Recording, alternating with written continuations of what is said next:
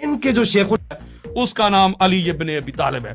मैं अपनी जो पिछली नशिस्त थी उसमें एक बात कर रहा था कि अल्लाह रब्बुल इज्जत की निगाह में कुरान मजीद फुरकान हमीद ने जो बयान किया है कि आला दर्जे में अफजल वो है जो ज्यादा कताल करने वाला है।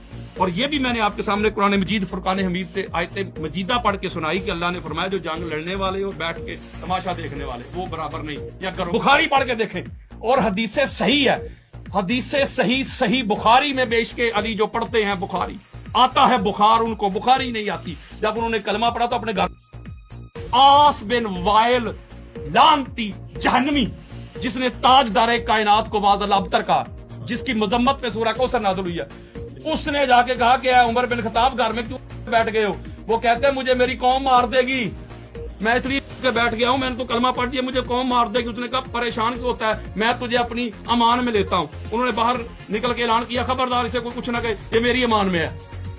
भाई कताल किधर है उनका, लड़ाई किधर है उनकी, जहाद किधर है इनका? वो तो नबी के दुश्मन की पनाह में बैठ गए हैं। आपका कोई दोस्त यार हो और आपके दुश्मनों की पनाह में चला जाए, उस पार्टी में जाकर चला जाए। और यही सेम तरीका हज़रत अबू बकर सिद्दीक ने भी किया था जब हबशा की तरफ हिजरत कर रहे थे, वो भी दुश्मन की पनाह में जाके बैठ गए थे। बिस्मिल्लाहिर्रहमानिर्रहीम। एक साहब ने ये क्लिप भेजी है, कहते हैं इसका जवाब आप दे दें।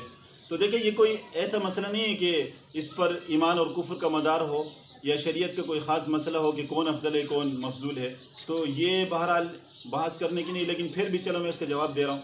ये साहब कहते हैं कि हज़रत अली रज़ी अल्लाह ताला अन्हु अबू बकर सिद्दीक़ और उमर रज़ी अल्लाह अन्हु से अफजल हैं। क्यों? इसलिए कि वो इल्म ज़्यादा रखते हैं, उनका इल्म ज़्यादा है। तो फिर अल्लाह के रसूल ने फरमाया अक़राउहुम बिकिताबिल्लाहि उबय इब्न कअब, सबसे ज़्यादा क़िरात कुरान को जानने वाला, कुरान उलूम का मंबा है, उसको सबसे ज़्यादा जानने वाला उबय इब्न कअब है। तो क्या उबय इब्न कअब जो है वो खुलफ़ाए राशिदीन आशरा मुबश्शरा अस्साबिक़ून अल-अव्वलून से अफजल है? और दूसरा अफ़रज़ुहुम ज़ैद इब्न साबित, सबसे ज़्यादा इल्म मिरास को जानने वाला ज़ैद बिन साबित है। तो क्या वो खुलफ़ाए राशिदीन से अफजल है? व अअलमुहुम बिल हलाल वल हराम मुआज़ इब्न जबल, हलाल और हराम के इल्म को सबसे ज़्यादा जानने वाला फ़िक़ह को वो मुआज़ इब्न जबल है। तो क्या वो खुलफ़ाए राशिदीन से अफजल है?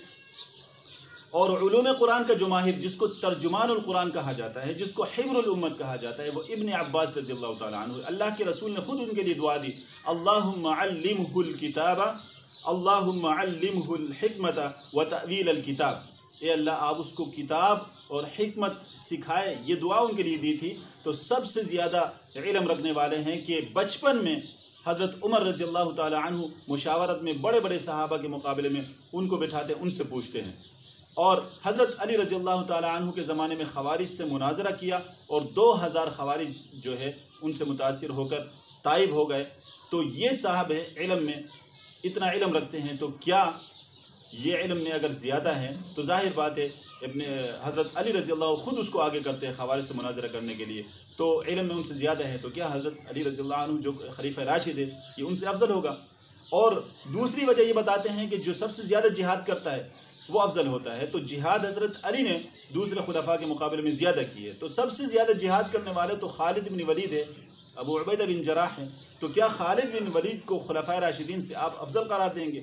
तो ये कोई दलील नहीं होती।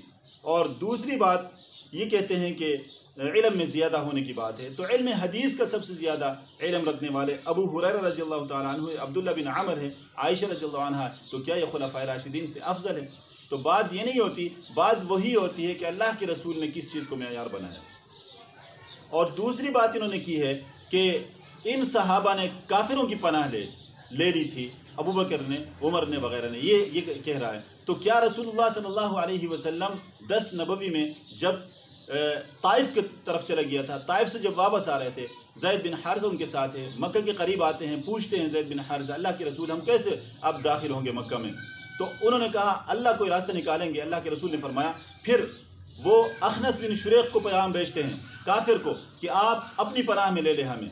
वो मना करते हैं, मैं नहीं कर सकता।